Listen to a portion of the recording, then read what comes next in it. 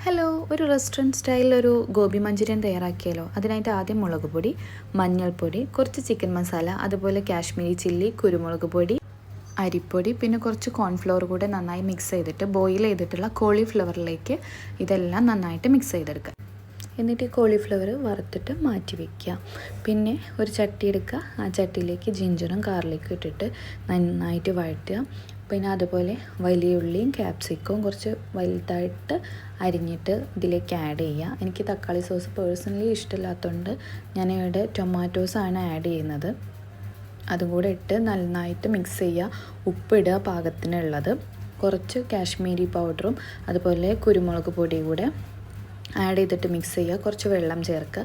കുറച്ച് സോയ് സോസും പിന്നെ കോൺഫ്ലോർ വെള്ളത്തിൽ മിക്സ് ചെയ്തിട്ട് അതും ചേർക്കുക. അപ്പോഴാണ് ആ ഒരു കൺസിസ്റ്റൻസിയിൽ കിട്ടുക. പിന്നെ കുറച്ച് മല്ലിയിലൂടെ ആഡ് ചെയ്തിട്ട് സെർവ് ചെയ്യുക. അപ്പോൾ അത്രയ്ക്കുള്ളൂ. Thank you for watching. By.